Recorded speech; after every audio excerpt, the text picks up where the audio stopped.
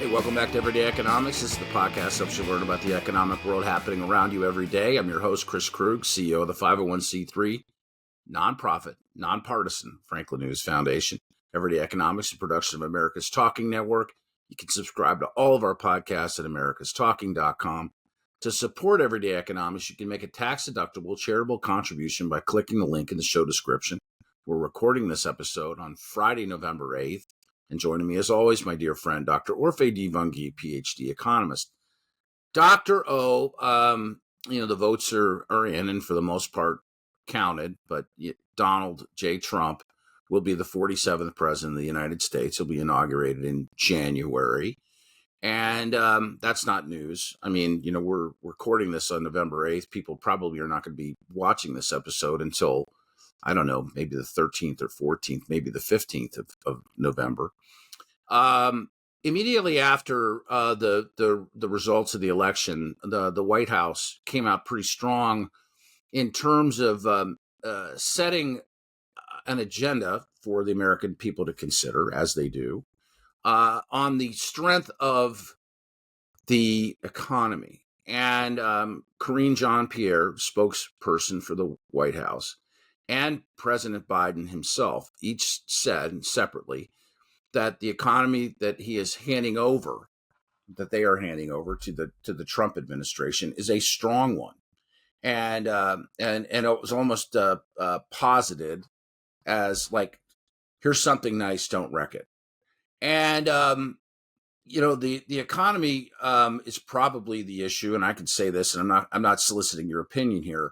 I think the state of the economy itself was one of the largest factors, perhaps not the largest factor for some people, as I've unpacked, through my due diligence in watching both MSNBC and the messaging there, and Fox News and the messaging there.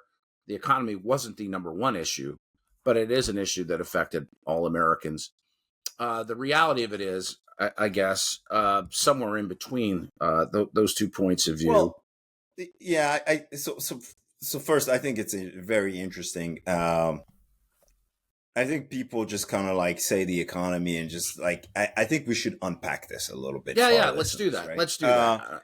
Let's unpack this, and I'm not going to go into specific policies from any administration whatsoever, because it's, my job is to observe and make sense of things for everyday people.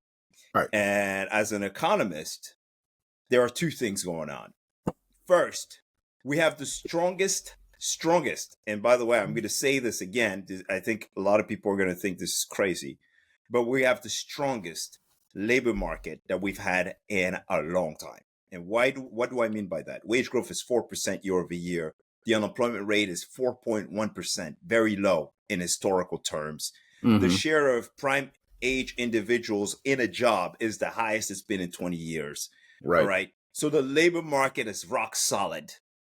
Although it's heading in the wrong direction, the momentum is shifting. Yes.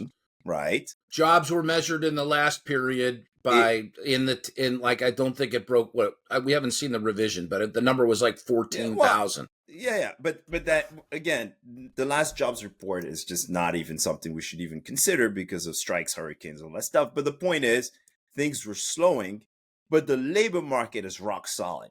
And so the Biden administration wants to take credit for that. We can give that to them. The thing, though, that is a big problem for voters is inflation. Mm-hmm. People hate inflation. That's right. Right. And we had a solid labor market, and yet we have this like vibes. The vibe session is what people called it.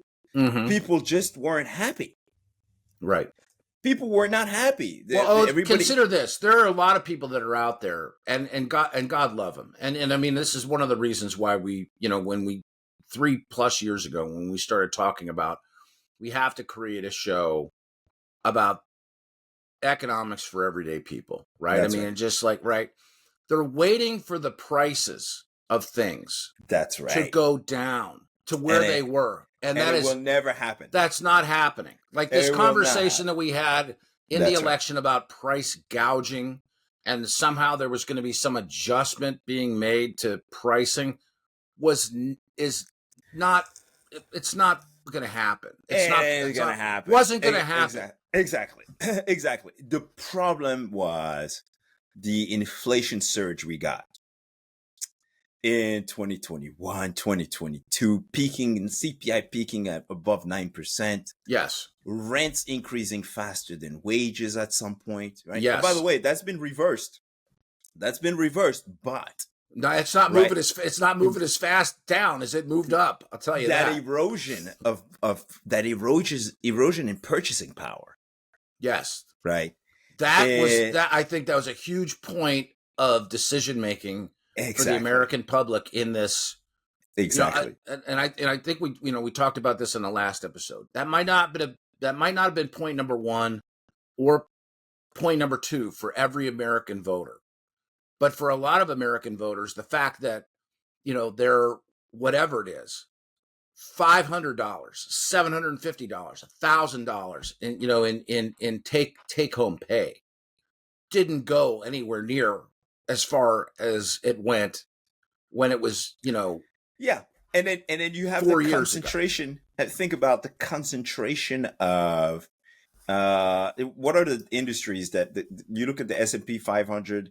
What are the industries that are thriving today? I mean, you have kind of a big tech, right? We now call them the Magnificent Seven, the Mag 7. I don't know. It changes. It's hard. I mean, once upon a time, it was just FANG that you had to pay attention to. Right. I mean, and now it's not. Now it's not. And it's bananas. But the point is, you have a few industries that are doing extremely well, that have continued to thrive. And then you have, right, I heard a really smart economist, not me, smart guy, who said we had a K-shaped recovery, and it was everywhere. That's interesting. It was a K-shaped recovery for consumers, right? Households. You had some households at the top doing really well, and then some households at the bottom really struggling. Right. Right. You had homeowners securing low mortgage payments and seeing their home values increase really fast. And you had renters see their financial condition deteriorate because they were paying more in rents than their wages could keep up with. And wannabe home buyers not be able to catch on to the bottom of the ladder. Right. That's right. You had big business doing somewhat well, able to secure financing on Wall Street, and you had smaller businesses not really struggling to keep up because of prices and all that stuff. You see it. I'm in the housing sector, and you see it in construction too. Big builders doing really well compared to smaller builders really getting squeezed and maybe even getting bought out and taken, because they couldn't keep up. And so you have so that divergence in the fates of families and households and businesses and all that stuff is what I think played itself out. And again, this is my opinion only, played itself out in the negative vibes that people were feeling, and perhaps what happened in this election as well. Yeah. Well, the rate, I mean, we get a Fed rate cut, this week. The economy, and like the state of the economy, I think is relative, right? I mean, relative to the world, the U.S. economy is in pretty good shape. Very good shape. That's right. However, this is not a rock. I think just kind of like the takeaway and put a bow on this. This is not a rock solid, ready to take off rocket ship of an economy. There's a lot of work. There's a lot of work still to be done, and from whomever it was who was going to win the presidency, Donald Trump and J.D. Vance won. What they're inheriting is going to be challenging. This is not going to be a cakewalk. I'll tell you what. Do no harm. The Fed, in my opinion, the Fed brought us back from 9% inflation to 2.25%. Yeah.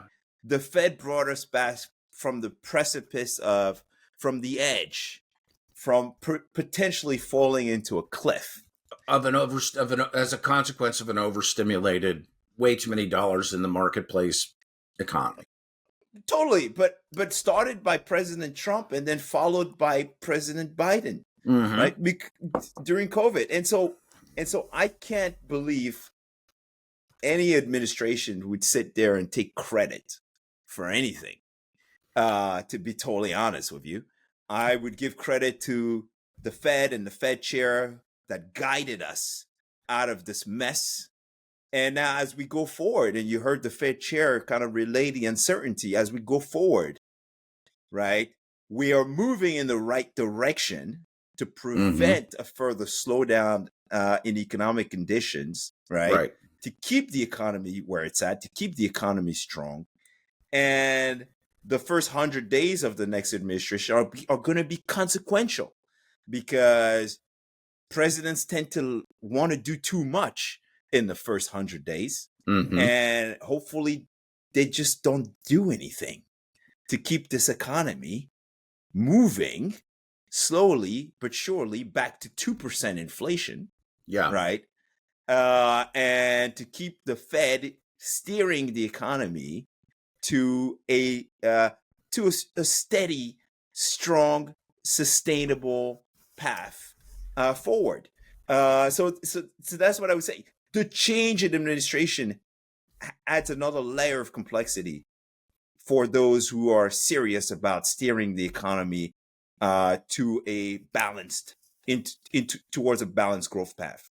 So doing no harm is my advice to the incoming administration. Pay attention to what the Fed has been doing. Pay serious attention to the fact that we just came back from very high inflation, and try not to repeat mistakes of the past. Yeah, is really the best I can say as an economist, and really clearly staying out of the politics, because ultimately that's not my job. Yep. Sage insights as always. For Orphe Divounguy, this has been Chris Krug.